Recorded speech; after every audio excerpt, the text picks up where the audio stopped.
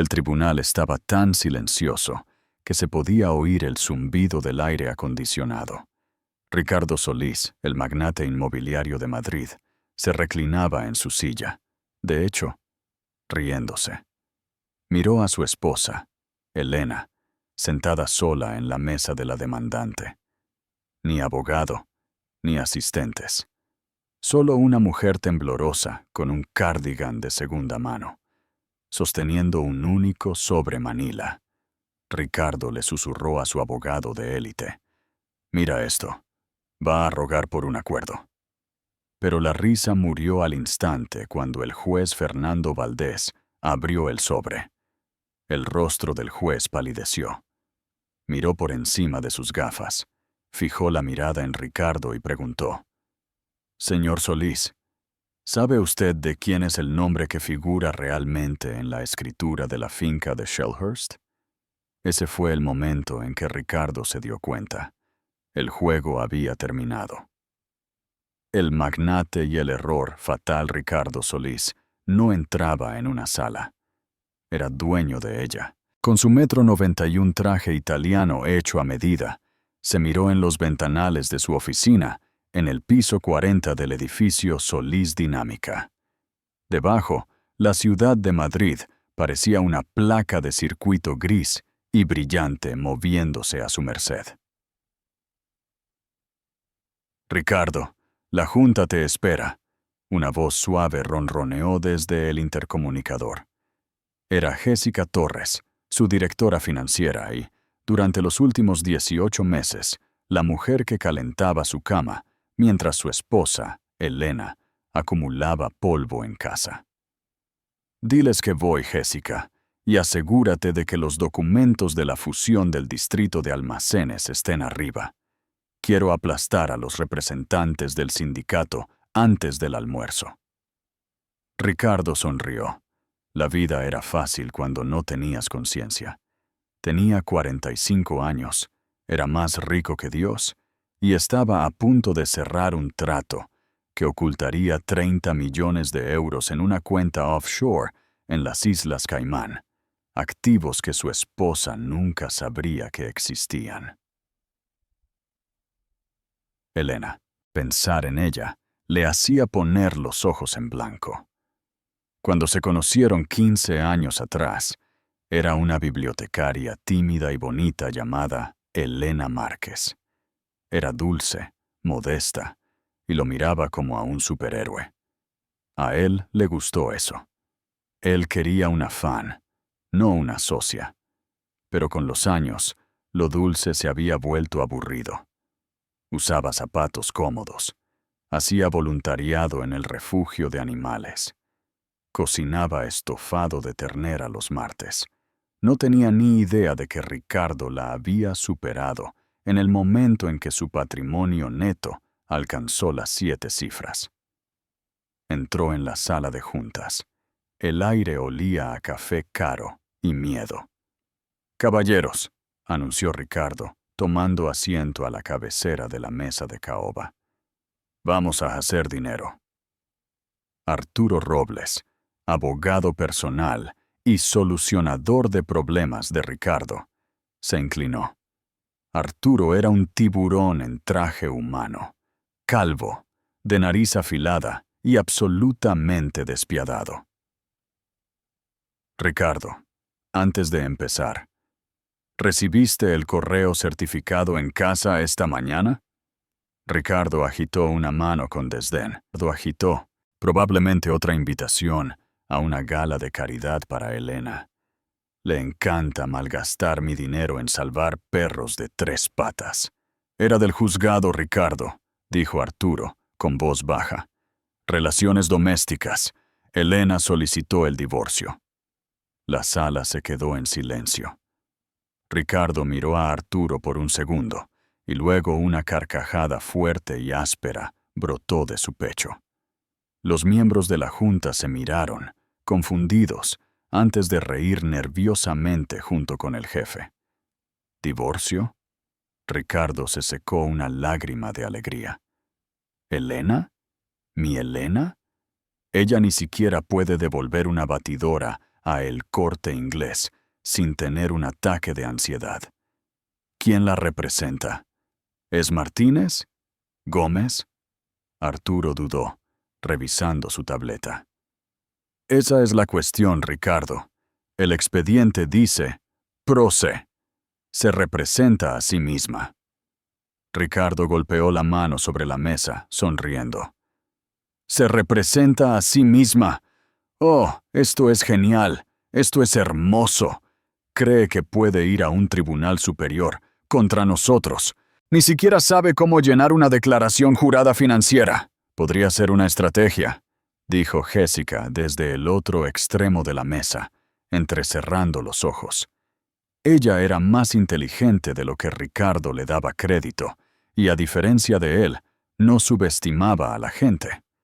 Tal vez está tratando de obtener simpatía de un juez. La simpatía no divide los bienes, Jessica, se burló Ricardo. Los abogados lo hacen, y yo tengo a Arturo Robles. Se giró hacia su abogado. Arturo, entiérrala. Alarga esto. Haz que gaste cada céntimo que tiene, que no es nada, porque yo controlo las cuentas. Cuando terminemos, estará rogando por quedarse con su Honda Civic de 2015.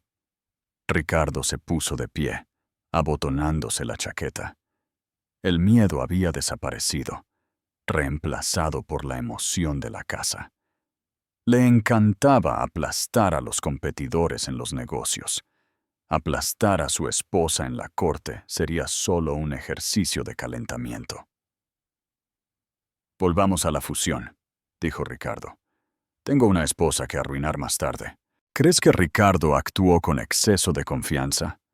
¿O una persona sin abogado realmente no tiene ninguna posibilidad contra un magnate y su equipo legal? Déjanos tu opinión en los comentarios. El libro del juicio final, pero Ricardo cometió un error crucial esa mañana. Asumió que Elena era la misma mujer con la que se había casado hace 15 años. No se dio cuenta de que vivir con un narcisista durante una década y media cambia a una persona. O los rompe, o los convierte en algo más duro, más afilado y mucho más silencioso. Elena no solo había estado cocinando estofado de ternera, había estado observando y sabía sobre las cuentas de Caimán. Sabía sobre Jessica y, lo más importante, conocía el único nombre al que Ricardo Solís le tenía terror. Un nombre que él creía enterrado en 1998. 3 semanas antes de la presentación de la demanda, el ambiente en la mansión Solís, en el número 42 de la Avenida de los Robles, era sofocante. La casa era una obra maestra moderna de vidrio y acero, fría y resonante. Elena Solís estaba sentada en la isla de la cocina, mirando una taza de té de hierbas que se había enfriado.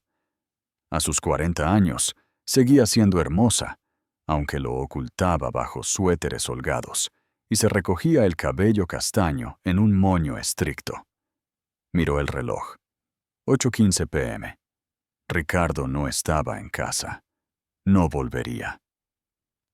Trabajando hasta tarde, le había enviado un mensaje de texto. Elena sabía que trabajando hasta tarde significaba cenar en el Cavalier con Jessica Torres. Lo sabía porque tenía la contraseña de la cuenta de Uber Eats de Ricardo. Él era descuidado con su huella digital porque pensaba que Elena era tecnológicamente analfabeta. Él pensaba que ella solo usaba el iPad para recetas de Pinterest. Él estaba equivocado. Elena se levantó y caminó hacia el estudio. Su corazón latía contra sus costillas como un pájaro atrapado. Esta era la noche. Todos los martes, Ricardo jugaba al póker con los socios. Jessica iba a su clase de spinning. Esta era la única ventana que tenía. Entró en la oficina de Ricardo. Olía a cuero y sándalo, el aroma de su colonia. Lo odiaba. Fue directamente al gran óleo de un barco azotado por la tormenta que colgaba detrás de su escritorio. Era un cliché, realmente, la caja fuerte oculta detrás de la pintura. Ricardo no era tan original como pensaba. Agarró el marco y lo giró hacia afuera. Ahí estaba, una pesada caja fuerte de titanio. No tenía el código, pero no lo necesitaba. Hace 6 meses, ella había ido a la oficina para llevarle un café a Ricardo, mientras él estaba en una llamada. Él le dio la espalda, abriendo la caja fuerte. Marcó los números. No era un cumpleaños. No era un aniversario. Era el precio de las acciones de su primera empresa el día que la vendió. Ricardo amaba el dinero más que a las personas. Por supuesto, su código era una cantidad en euros.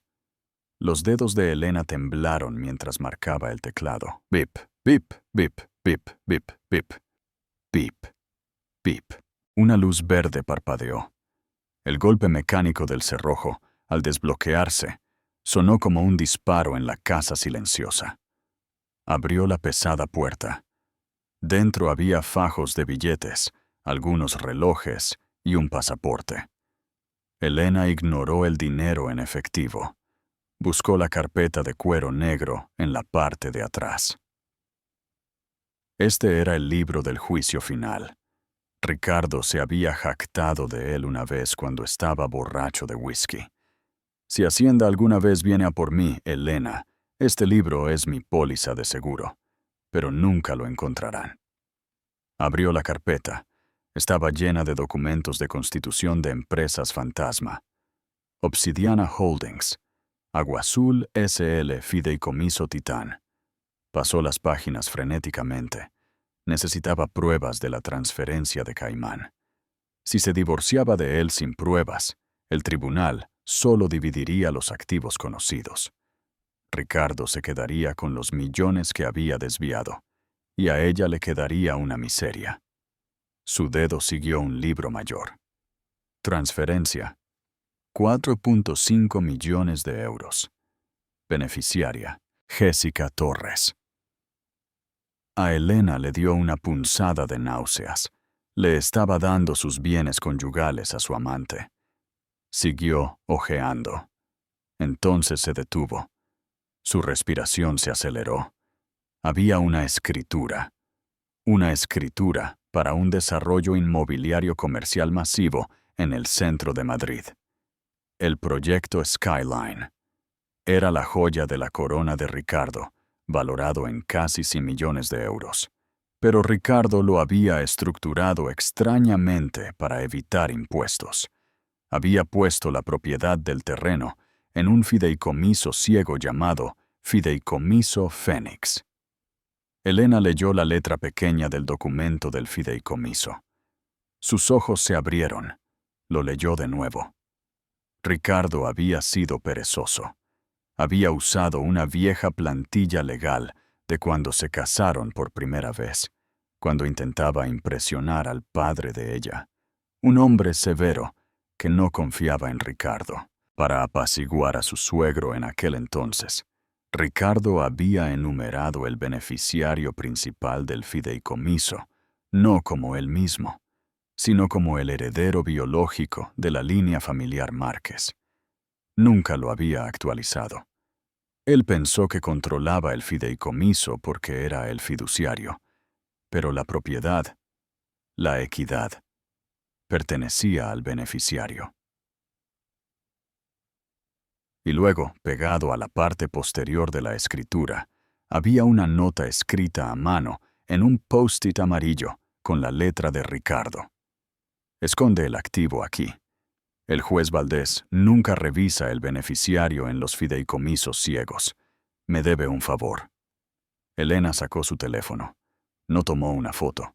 Las fotos podían ser refutadas. Podían ser manipuladas. Ella tomó la escritura original. La reemplazó con un documento falso que había escrito ese mismo día. Una escritura falsa que parecía idéntica a primera vista. pero que listaba a Ricardo como el propietario. Colocó la falsificación en la carpeta, la cerró y la devolvió a la caja fuerte. Cerró la caja fuerte, movió la pintura de vuelta. Se quedó en el centro de la habitación, agarrando el documento contra su pecho. ¿Quieres una guerra, Ricardo? Susurró a la habitación vacía. Te daré una guerra, pero no usaré un abogado que puedas comprar. Voy a hacer esto yo misma. Ella sabía que si contrataba a un abogado de alto perfil, Ricardo se asustaría. Revisaría la caja fuerte, destruiría los documentos, escondería el dinero mejor. Ella tenía que parecer débil, tenía que parecer incompetente, tenía que hacerlo reír, porque cuando Ricardo se reía, cerraba los ojos. Y ahí era cuando ella atacaría. La mediación, el Honda Civic BUS, los millones ocultos. La mediación obligatoria tuvo lugar 10 días después en las oficinas de Robles, Galvez y Moore, un bufete de abogados que ocupaba los 3 últimos pisos de la Torre Picasso. La vista desde la sala de conferencias era impresionante, pero Elena no miró por la ventana. Se sentó con las manos cruzadas en el regazo, mirando el pulido grano de la mesa de nogal. Llevaba un cardigan gris que había visto días mejores y unos pantalones que le quedaban un poco holgados. Llevaba una bolsa de lona en lugar de un maletín. Dentro estaban sus notas, escritas a mano, en papel de cuaderno rayado. Frente a ella estaban Ricardo y Arturo Robles. Parecían pilares gemelos de invencibilidad corporativa. Ricardo miraba su reloj. Un aire de aburrimiento distinto irradiaba de él.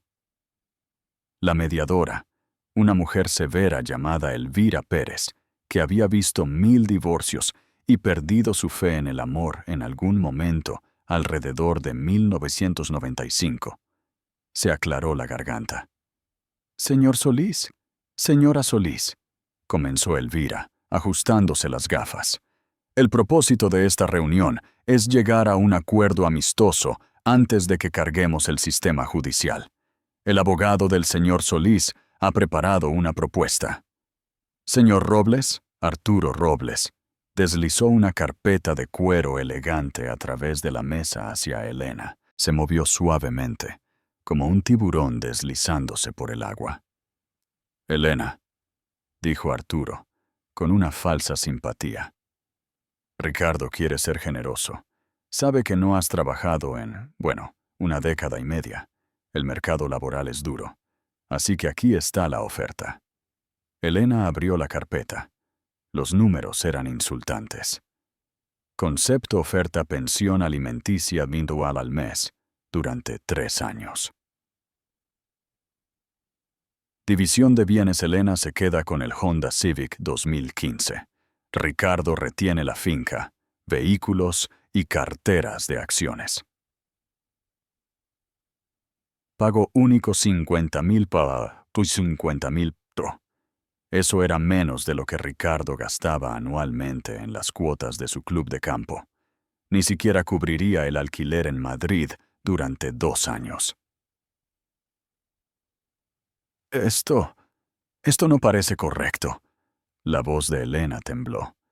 Miró hacia arriba, con los ojos muy abiertos y llorosos. Solo la casa vale 4 millones. Ricardo suspiró, un sonido pesado y exagerado. Se inclinó hacia adelante, juntando las manos. Elena, mírame. La casa está apalancada. Está hipotecada hasta el tope para pagar el negocio. Si la vendemos, le debemos dinero al banco. Te estoy haciendo un favor al asumir esa deuda. Te vas limpia con 50,000 euros. Puedes volver a donde vivan tus padres. ¿Asturias? ¿Extremadura? Soria, susurró Elena. Claro, Soria. Puedes comprar una bonita caravana allí, se burló Ricardo. Pero... Elena pasó las páginas con dedos torpes. ¿Qué pasa con las otras empresas? ¿Obsidiana Holdings? ¿Las cuentas en Banco Meridiano? El aire en la sala se congeló. Los ojos de Arturo Robles se clavaron en Ricardo. El rostro de Ricardo permaneció impasible, pero su músculo de la mandíbula tembló, un pequeño espasmo rítmico. «No sé de dónde sacas tu información, Elena», dijo Arturo, bajando la voz una octava, volviéndose más frío. Obsidiana Holdings es una empresa fantasma desaparecida de una aventura fallida hace 10 años. Tiene valor cero. ¿Y Banco Meridiano? Ricardo no tiene cuentas allí. Yo pensé que vi una carta una vez, balbuceó Elena, echándose hacia atrás, luciendo aterrorizada de haberlos molestado. Tal vez me equivoqué. No soy muy buena con papeles financieros. Ricardo se relajó. Estaba adivinando. Estaba pescando. Ella no lo sabía. Si tuviera evidencia real, tendría un abogado golpeándola sobre la mesa. El hecho de que estuviera allí sola, murmurando sobre cartas viejas, significaba que no tenía ni idea. «Estás confundida, Elena», dijo Ricardo, con tono condescendiente. «Por eso necesitas aceptar el trato. Si vamos a juicio, Arturo te va a tomar declaración. Te hará pararte frente a un juez y explicar por qué no contribuiste en nada al matrimonio durante 15 años. El juez podría darte 0. ¿Es eso lo que quieres?» Elena miró su bolsa de lona. Agarró las asas con fuerza. «No puedo aceptar este trato, Ricardo. Necesito la mitad». Ricardo echó la cabeza hacia atrás y se echó a reír. Era un sonido fuerte y áspero que resonó en las paredes de vidrio. «¿La mitad? ¿Crees que mereces la mitad de mi imperio porque aspiraste las alfombras?» Se puso de pie, abotonándose la chaqueta. Se inclinó sobre la mesa, su costosa colonia inundando a Elena. «Estás cometiendo un error, Elena. Un error muy caro. Cuando esto termine, ni siquiera tendrás el Honda». Salió, con Arturo detrás de él, como un dálmata leal. Elena se quedó sentada mucho tiempo después de que se fueran. La mediadora, Elvira, la miró con lástima. «Señora Solís», dijo Elvira suavemente, «usted es pro se. Eso significa que es su propia abogada. Arturo Robles es uno de los litigantes más agresivos del país. ¿Está segura de que no quiere reconsiderar el acuerdo? Es mejor que nada». Elena finalmente levantó la vista. Las lágrimas se habían ido. Sus ojos estaban secos, claros y fríos como el hielo. «No quiero nada, Elvira», dijo Elena, su voz firme y completamente diferente a la mujer temblorosa de hace 5 minutos. «Lo quiero todo». Se levantó, recogió su bolsa de lona y salió. Tenía lo que necesitaba. Había confirmado que Obsidiana Holdings y Banco Meridiano eran los puntos de presión. La reacción de Ricardo, ese pequeño tic en la mandíbula, le dijo que iba por buen camino. Había mentido sobre que estuvieran desaparecidas. Ahora, solo tenía que conseguir que dijera esa mentira, bajo juramento. ¿Qué pensaría usted si su pareja lo traicionara con su mejor amigo, o colega? ¿Buscaría venganza o simplemente intentaría seguir adelante? Díganos qué haría usted en una situación así. El juicio, la trampa final. El Tribunal Superior de Madrid era un lugar de miseria, aburrimiento y luz fluorescente. La Sala 4B estaba presidida por el juez Fernando Valdés. El juez Valdés era un hombre del Club de Caballeros. Tenía una melena plateada, una cara roja por demasiado whisky y una reputación de odiar los juicios de divorcio largos. Él y Ricardo Solís Eran miembros del mismo club de golf exclusivo, Los Pinos. Si bien no eran amigos cercanos, se movían en los mismos círculos. La sala estaba llena. El equipo de relaciones públicas de Ricardo había filtrado el divorcio a la prensa, presentándolo como una cazafortunas, tratando de desplumar a un creador de empleo local. Unos pocos reporteros se sentaron en la parte de atrás, con los bolígrafos listos. Ricardo se sentó en la mesa del demandado, flanqueado por Arturo Robles y dos asociados jóvenes. Tenían computadoras portátiles, pilas de carpetas y gráficos. Parecían estar lanzando una invasión militar. Elena se sentó sola en la mesa de la demandante. Su mesa estaba vacía, excepto por un bloc de notas, un bolígrafo y el sobre Manila. «Todos en pie», gritó el alguacil. El juez Valdés entró, su toga negra ondeando. Se sentó, se frotó las sienes y miró el expediente.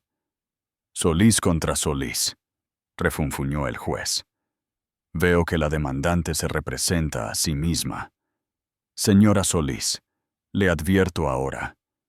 No ofrezco trato especial a los demandantes pro se. Se espera que conozca las reglas de evidencia y procedimiento. Si me hace perder el tiempo, la declararé en desacato. ¿Entiende?» «Sí, señoría», dijo Elena suavemente, poniéndose de pie. «Muy bien, señor Robles, declaración inicial». Arturo Robles se puso de pie. Estaba en su elemento. Se paseó por la sala, gesticulando elocuentemente. «Señoría, este es un caso simple. Ricardo Solís es un hombre hecho a sí mismo. Construyó Solís Dinámica desde cero. Trabajó 80 horas a la semana. Su esposa, la demandante, disfrutó de los frutos de ese trabajo sin contribuir a la cosecha. Ahora, busca destruir el mismo negocio que mantiene a cientos de empleados en esta ciudad. Todo por codicia. Demostraremos que los activos que ella afirma que existen son fantasías y que el acuerdo prenupcial, aunque falta, se entendió verbalmente. Pedimos que el tribunal conceda una separación justa de bienes basada en la contribución, y en este caso su contribución fue cero. Se sentó, con aspecto engreído. Ricardo le dio un sutil asentimiento. «¿Señora Solís?» El juez la miró, aburrido. «¿Su declaración inicial?» Elena se puso de pie. Sus manos temblaban visiblemente. Miró al juez, luego a Ricardo. «Señoría», comenzó, su voz vacilante. «Mi esposo es un hombre poderoso, es inteligente, es exitoso. Yo solo soy un ama de casa. Pero sé una cosa. Sea que suena una mentira. Y le pido al tribunal que simplemente mire la verdad. No los gráficos elegantes, no las palabras caras. Solo la verdad. Creo que mi esposo ha ocultado millones de euros de esta familia, y tengo la intención de probarlo». Arturo Robles se rió a carcajadas. El juez frunció el ceño a Elena. «Las alegaciones requieren pruebas, señora Solís, no sentimientos. Llame a su primer testigo». «Llamo a Ricardo Solís al estrado», dijo Elena. Un murmullo recorrió la sala. Era arriesgado llamar primero a la parte hostil. Ricardo caminó hasta el estrado de los testigos, tomó juramento y se sentó. Miró a Elena con una mezcla de diversión y lástima. Estaba listo para destruirla. Elena caminó hacia el podio. Parecía pequeña. «Ricardo», dijo, «¿me amas?» «Protesto», ladró Arturo Robles. «¿Relevancia?» «Al lugar», suspiró el juez Valdés. «Señora Solís, cíñase a las finanzas». «Lo siento», dijo Elena. Miró sus notas. «Ricardo, puede decirle al tribunal el valor total de sus activos a día de hoy? Ricardo sonrió. Había ensayado esto. Aproximadamente 4.2 millones de euros, la mayoría inmovilizados en la residencia principal y acciones ilíquidas en Solís Dinámica. ¿Y no tiene otras cuentas bancarias? ¿No hay otras propiedades? Ninguna, dijo Ricardo suavemente. Soy un libro abierto, Elena. Lo sabes. ¿Qué pasa con Obsidiana Holdings?, preguntó Elena. Ricardo no parpadeó. Como mi abogado declaró, esa empresa se disolvió hace años. Tiene un saldo de 0. ¿Y el fideicomiso Fénix? Esta vez, Ricardo hizo una pausa, solo por una fracción de segundo. El fideicomiso Fénix era el vehículo para el proyecto Skyline. Era el gran secreto. Pero sabía que el papeleo era impenetrable. Su nombre no estaba en él. Yo sirvo como fiduciario para ese fideicomiso, dijo Ricardo con cuidado. Lo administro para un tercero. No lo poseo. Por lo tanto, no es un bien conyugal. ¿Quién es el tercero?, preguntó Elena. Es un fideicomiso ciego, mintió Ricardo. Manejo los activos para inversores anónimos. Elena asintió lentamente. Parecía derrotada. ¿Así que no es dueño del terreno del proyecto Skyline? ¿El terreno valorado en 50 millones de euros? No lo soy, afirmó Ricardo con firmeza. Simplemente gestiono el desarrollo. ¿Y no tiene cuentas offshore? ¿Específicamente en las Islas Caimán? Absolutamente no, dijo Ricardo, sonando ofendido. Esa es una acusación ridícula. Elena se dirigió al juez. Señoría, no tengo más preguntas para el testigo en este momento, pero me gustaría presentar pruebas para impugnar este testimonio. Arturo Robles se puso de pie. Protesto, no hemos visto ninguna prueba. El descubrimiento cerró hace semanas. Es prueba de impugnación, señoría, dijo Elena, su voz de repente ganando un borde de acero. Recientemente descubierta. Bajo una ley de prueba, la evidencia de impugnación con respecto al perjurio se puede introducir en cualquier momento. El juez Valdés parecía molesto. Miró el reloj. Era casi la hora del almuerzo. Bien, espetó el juez. ¿Qué tiene, señora Solís? Sea rápida. Elena recogió el sobre Manila. Caminó hacia el estrado. Ricardo la observó. Sintió un repentino escalofrío en la nuca. Había algo en la forma en que caminaba, ya no como una ama de casa asustada. Caminaba con la precisión de una verdugo. Ella entregó el sobre al alguacil, quien se lo entregó al juez. Este sobre, anunció Elena a la sala, girándose para mirar a Ricardo directamente.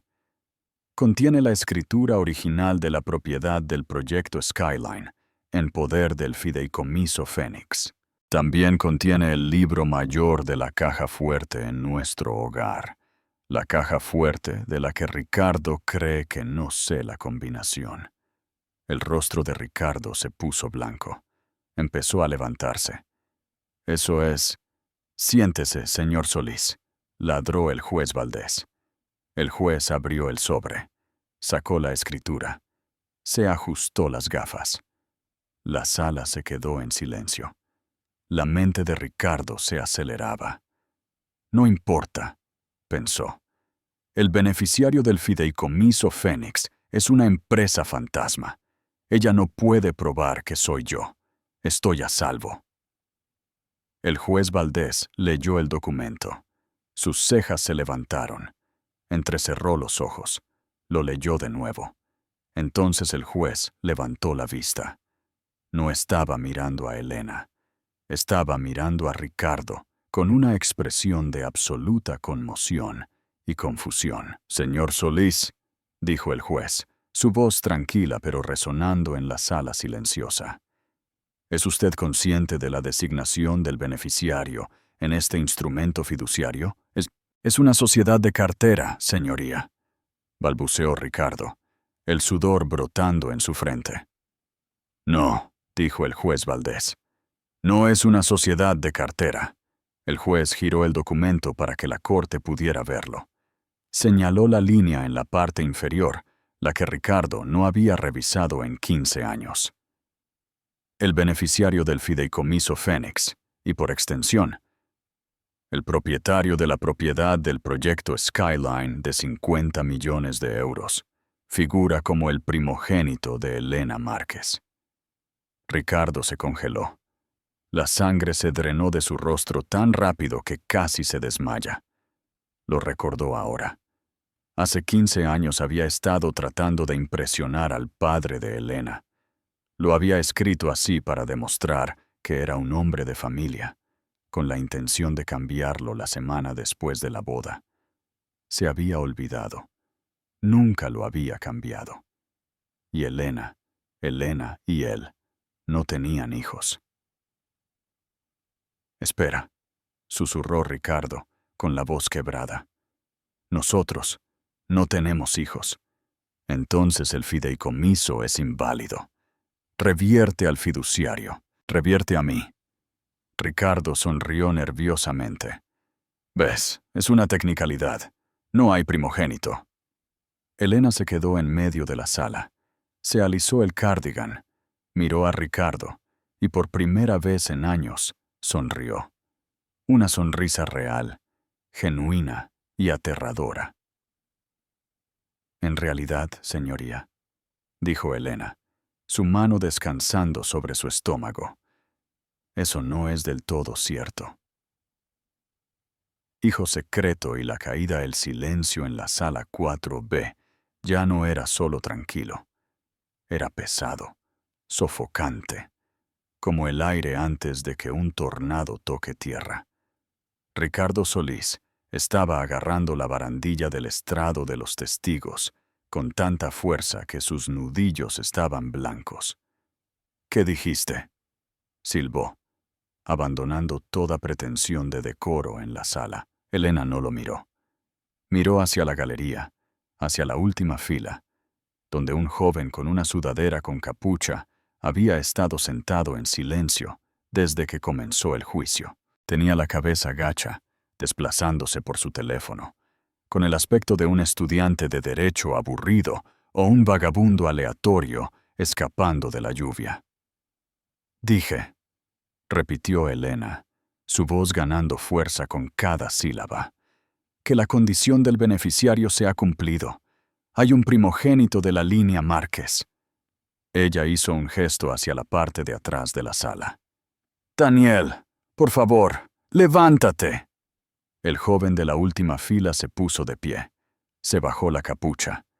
Era alto, con el mismo cabello castaño que Elena, y una mandíbula afilada y desafiante. Parecía tener unos 19 años. Llevaba una camisa de franela barata y jeans, un fuerte contraste con los trajes de lana italiana en la mesa de la defensa. Pero sus ojos ardían con una mezcla de ira y fuego protector mientras miraba a Elena. Ricardo se quedó mirando. Parpadeó, tratando de procesar la información visual. Miró de Elena al chico y de vuelta a Elena. ¿Quién es este?, demandó Ricardo, su voz subiendo a un grito. ¿Quién demonios es este? Este es Daniel Márquez, dijo Elena con calma. Mi hijo. Arturo Robles, dándose cuenta de que el barco se hundía, saltó. Protesto. Estos son tácticas de emboscada. No hay registro de un niño. Tenemos declaraciones de impuestos durante 15 años. No hay dependientes listados.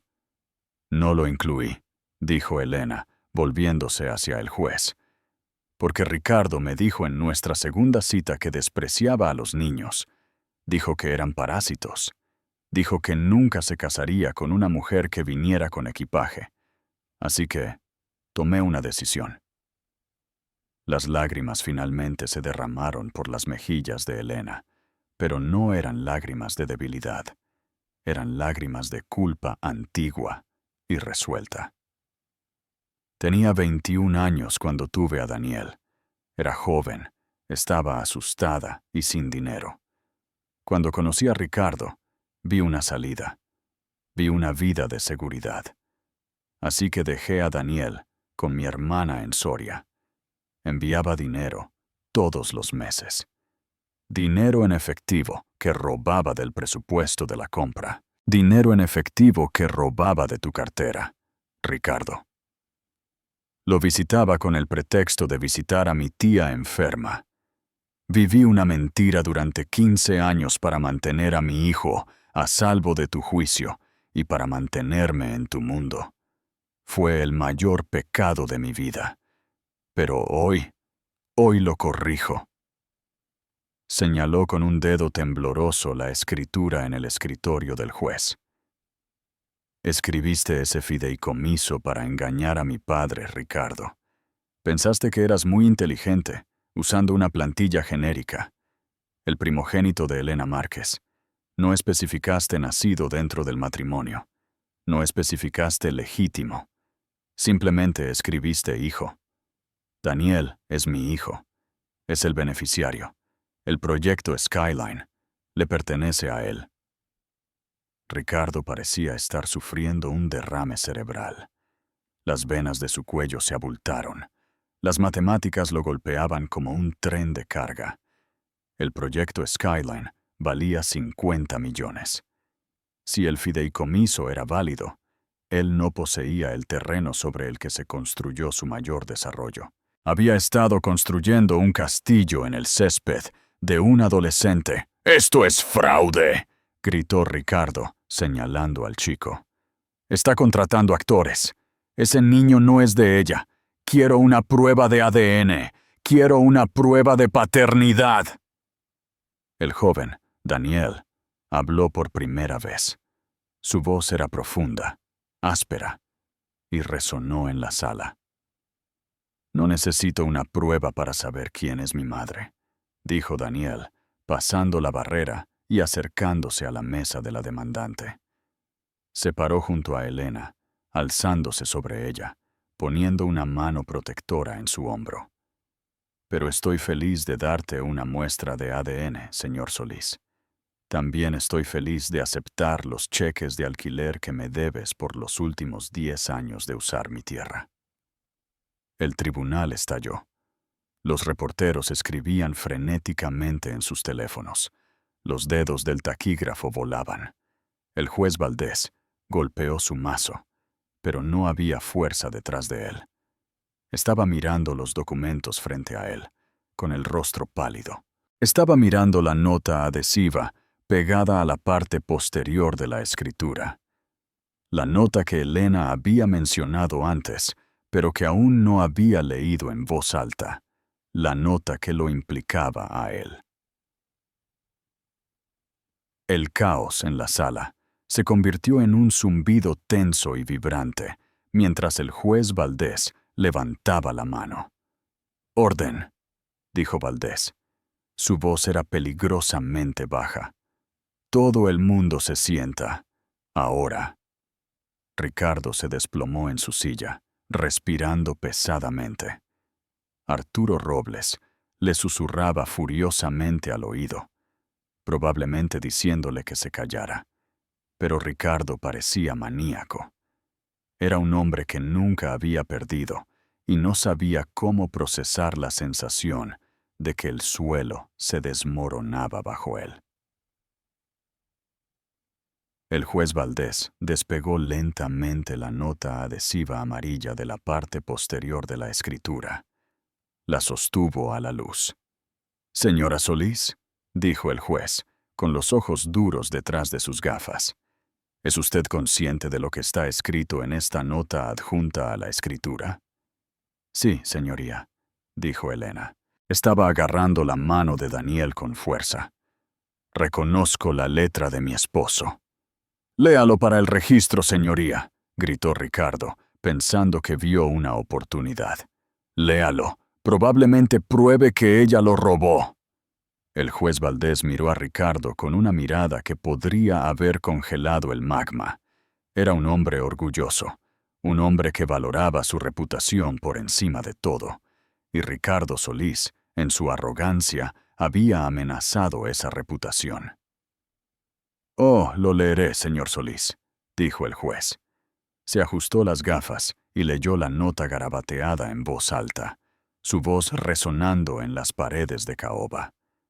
«Esconde el activo aquí. El juez Valdés nunca revisa el beneficiario en los fideicomisos ciegos. Me debe un favor». El silencio que siguió fue absoluto. Arturo Robles cerró los ojos y se puso la cabeza entre las manos. Sabía que había terminado. La boca de Ricardo se abrió. Había olvidado la nota. La había escrito hacía 5 años cuando movió la escritura a la caja fuerte, un recordatorio mental de por qué el activo estaba a salvo. Había estado ebrio de poder, asumiendo que su conocido casual con el juez en el club de campo se traducía en inmunidad judicial.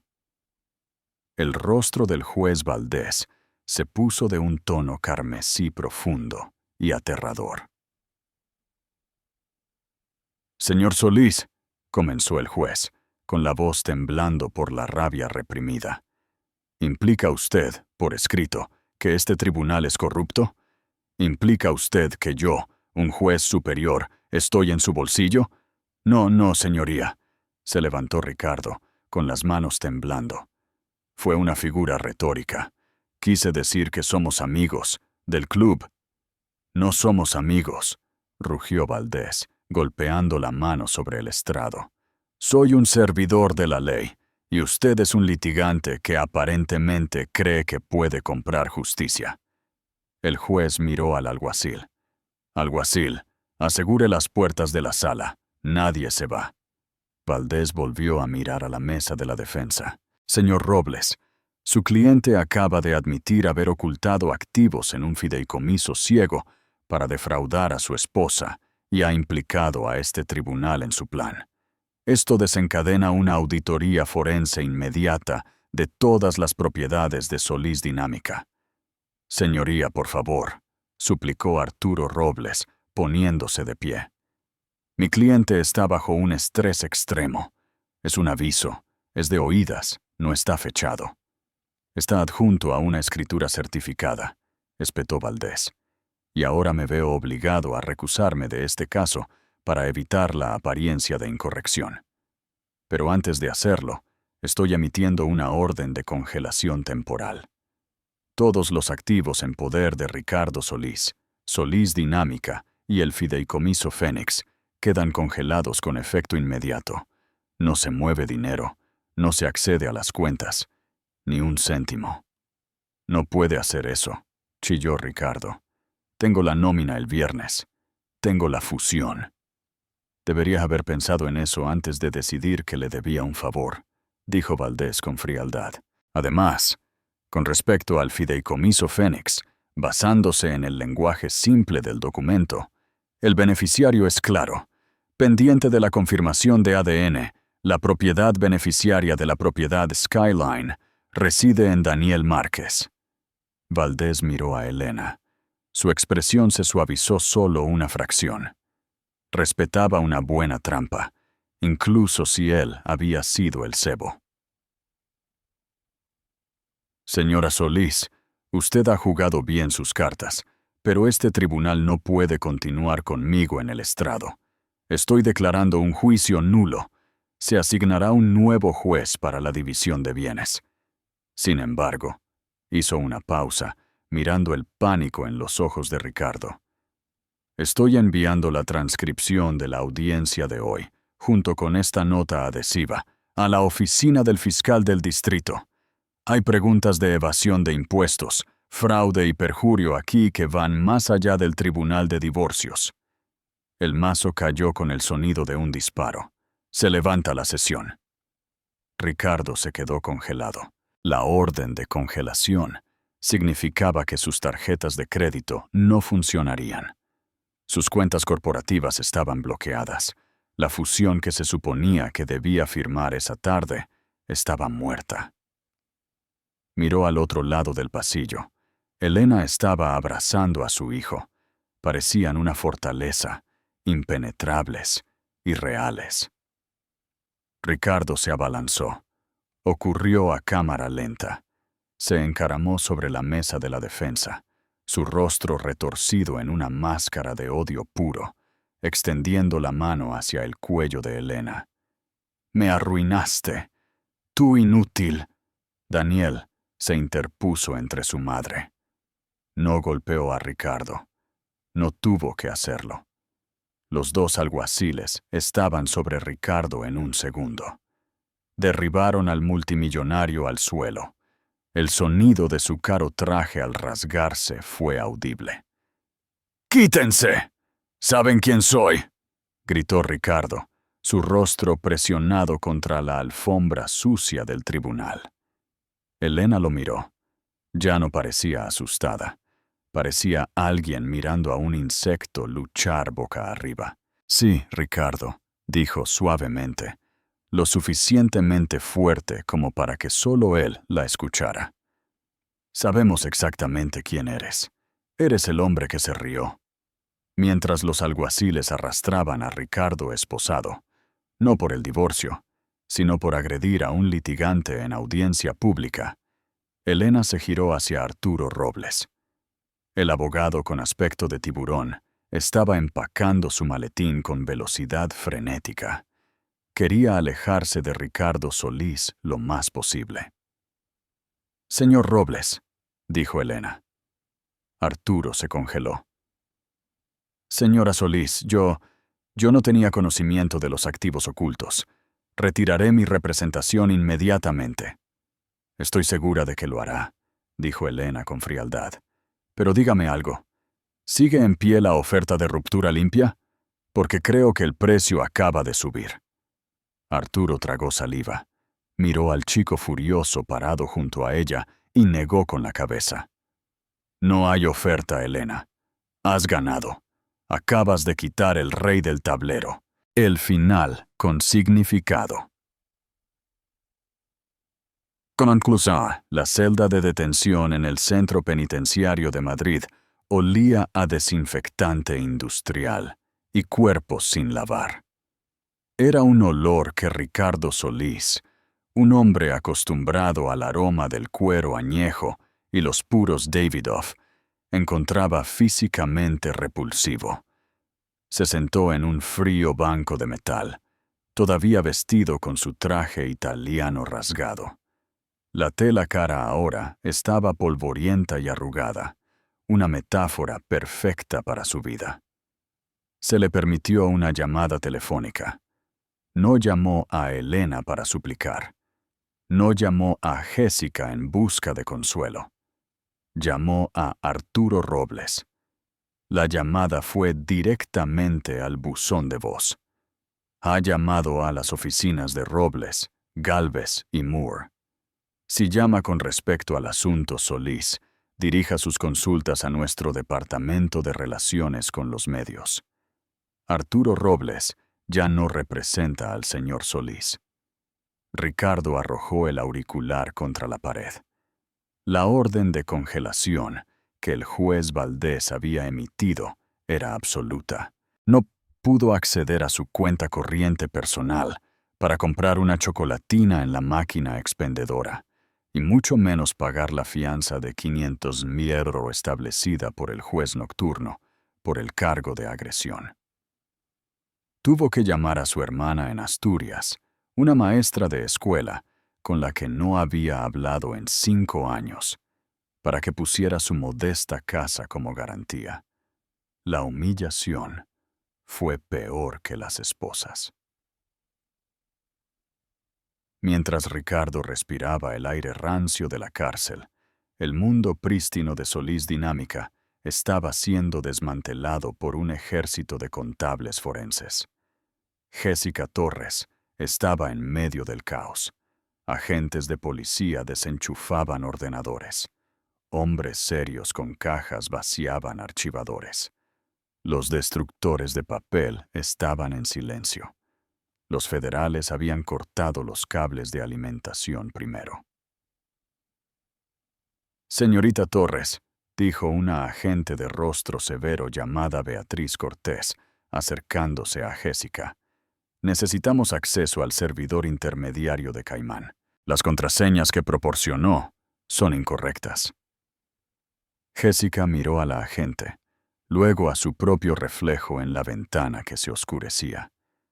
Tenía 32 años. Era inteligente, ambiciosa, y había atado su estrella a Ricardo Solís, porque él era un cohete. Ahora era el Hindenburg. Jessica no dudó. Los supervivientes no dudan. Las contraseñas que le di fueron las que Ricardo me dijo que usara, mintió Jessica suavemente. Sin embargo, mantuve un registro personal de las pulsaciones de tecla reales que usaba cuando pensaba que no estaba mirando. Las tengo en una memoria USB en mi bolso, junto con un registro de las transferencias bancarias ilegales que me obligó a autorizar bajo coacción. La agente Cortés levantó una ceja. Está ofreciendo cooperación a cambio de inmunidad. Soy una víctima aquí, agente Cortés, dijo Jessica, su voz temblando con vulnerabilidad practicada. Ricardo es un manipulador. Solo estaba siguiendo órdenes para mantener mi trabajo. Entregó la memoria USB. Contenía todo lo necesario para enterrar a Ricardo durante 20 años por cargos federales de blanqueo de dinero. Jessica había comenzado a compilarlo hacía 6 meses, en el momento en que Ricardo bromeó sobre cambiarla por un modelo más nuevo cuando cumpliera 35 años. Para cuando Ricardo pagó la fianza y salió tambaleándose de la cárcel a las 2 de la mañana, la lluvia empapando su traje arruinado. No tenía nada. Su teléfono estaba explotando con alertas de Google. Colapso del Imperio Solís. Multimillonario asalta a su esposa en la corte. Hijo secreto hereda Proyecto Skyline. Llamó a un taxi. No tenía dinero en efectivo.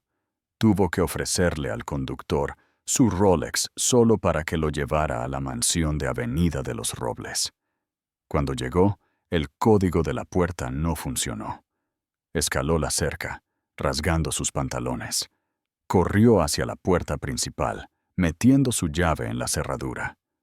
No giró. Las cerraduras habían sido cambiadas.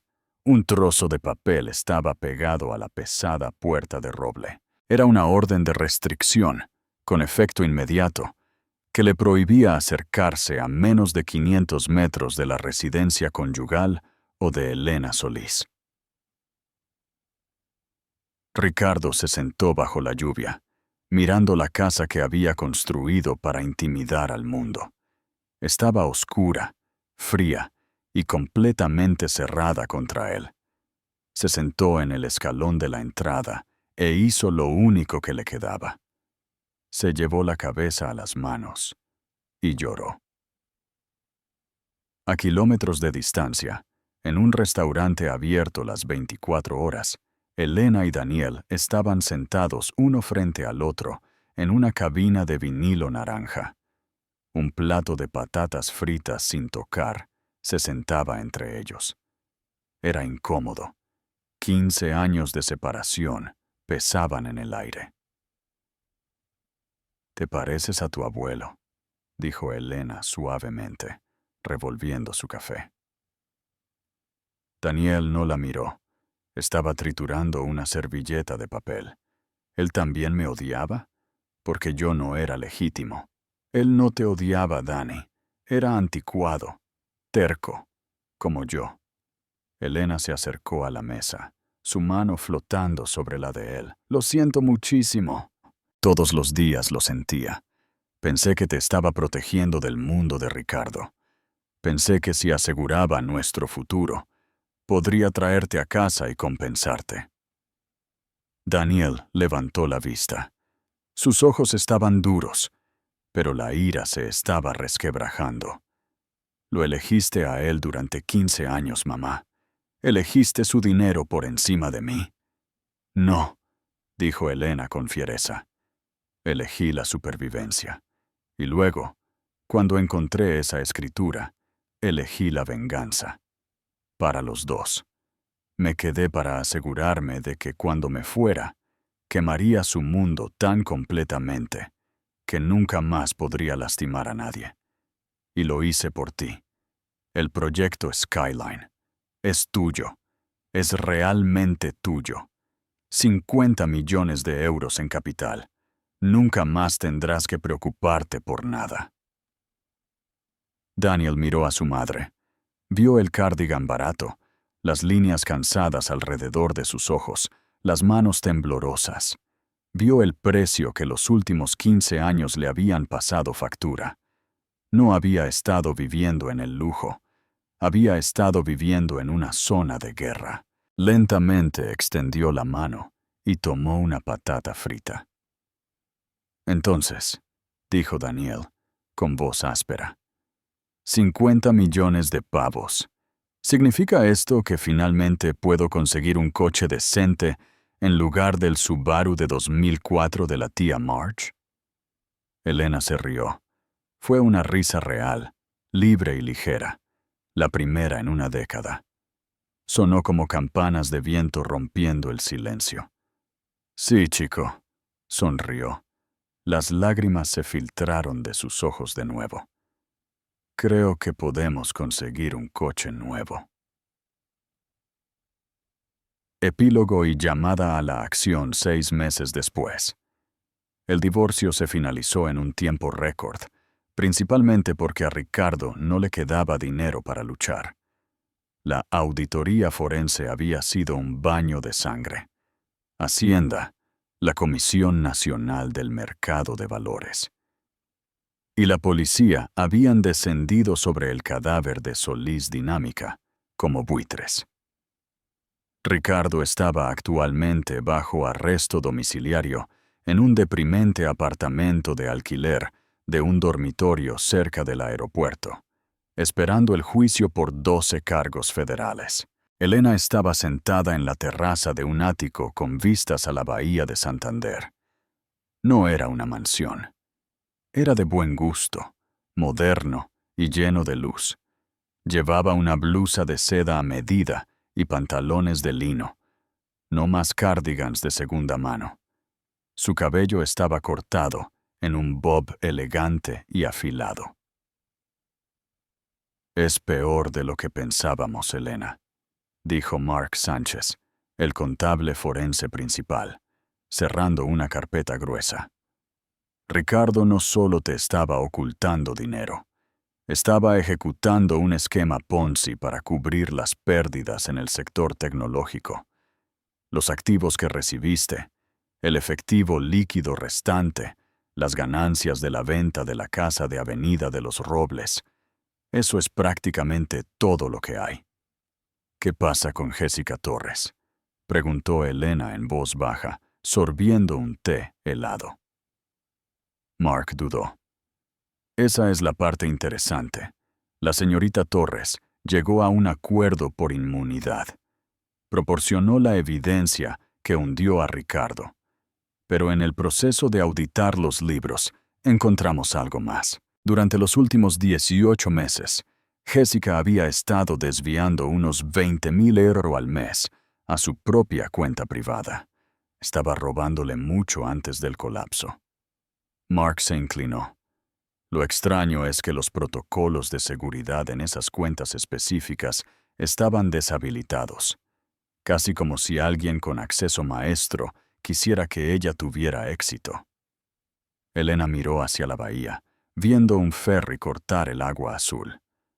Ricardo era descuidado con sus contraseñas, dijo Elena vagamente. Usaba la misma para todo. Precio de las acciones de su primera empresa. Sí, 1204,88, asintió Mark. Lo sabemos. Pero la anulación de acceso maestro requería una autenticación secundaria, una llave física. Ricardo guardaba la suya en su llavero. También guardaba una de repuesto en el cajón de su escritorio en casa, dijo Elena, debajo del whisky. Mark la miró fijamente. La comprensión amaneció lentamente en él. Usted lo sabía, susurró Mark. Sabía que Jessica le estaba robando y la dejó hacerlo. Elena se volvió hacia él, su expresión serena. Ricardo usó el dinero para controlar a la gente, Mark. Lo usó para controlarme a mí. Y lo usó para comprar a Jessica. Sabía que mientras Jessica sintiera que estaba ganando financieramente, se mantendría leal a él. Pero la necesitaba codiciosa. La necesitaba hambrienta. Necesitaba que se acostumbrara a un estilo de vida que Ricardo no podría mantener una vez que yo congelara los activos. Elena sonrió, un eco escalofriante de la sonrisa que había dado en la sala del tribunal.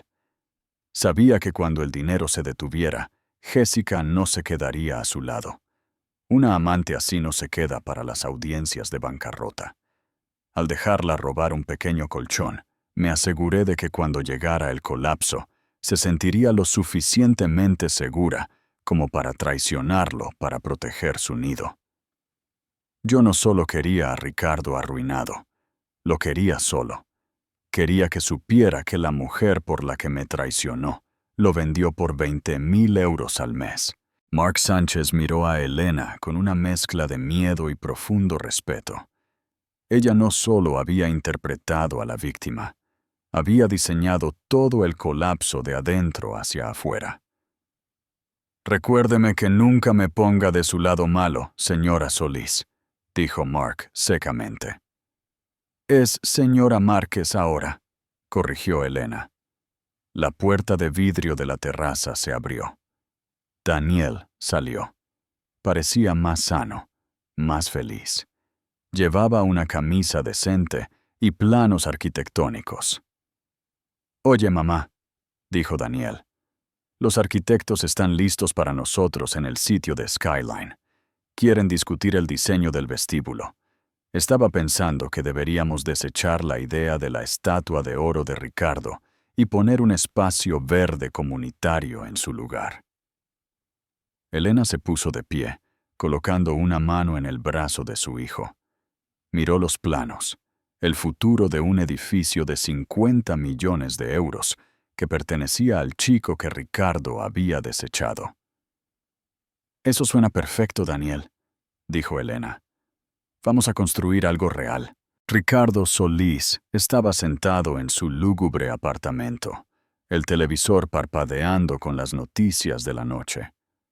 El presentador hablaba de la gran inauguración de la Torre Márquez, anteriormente el proyecto Skyline, y su nuevo y joven propietario, Daniel Márquez, quien estaba donando una parte del espacio comercial a una organización sin fines de lucro para jóvenes en riesgo. En la pantalla, Elena estaba de pie junto a Daniel, cortando una cinta. Se veía radiante, poderosa y completamente intocable. Ricardo miró su cena, un burrito de microondas en un plato de papel. Recordó las noches en el Cavalier, las botellas de vino de 500 euros, la sensación de ser un dios entre los hombres. Una risa burbujeó en su pecho, pero no era el ladrido confiado y resonante del hombre que era dueño de Madrid. Era un sonido seco y sibilante que se convirtió en una tos seca. Estaba solo en la oscuridad, y el silencio era ensordecedor. Se había reído cuando ella presentó la demanda. Elena Márquez tuvo la última risa. ¡Qué viaje! Elena no solo ganó un caso de divorcio, ejecutó una clase magistral de venganza a largo plazo. Simplemente demuestra, nunca subestimes a los silenciosos y nunca asumas que eres la persona más inteligente de la sala solo porque eres el más ruidoso. Ricardo Solís aprendió esa lección de la manera difícil, perdiendo su fortuna, su libertad y su legado ante la esposa que ignoró y el hijo que rechazó. Si disfrutaste esta historia de karma definitivo, por favor, rompe ese botón de me gusta. Realmente ayuda al canal. Suscríbete para que no te pierdas el próximo cuento épico de justicia servida en frío. Gracias por vernos.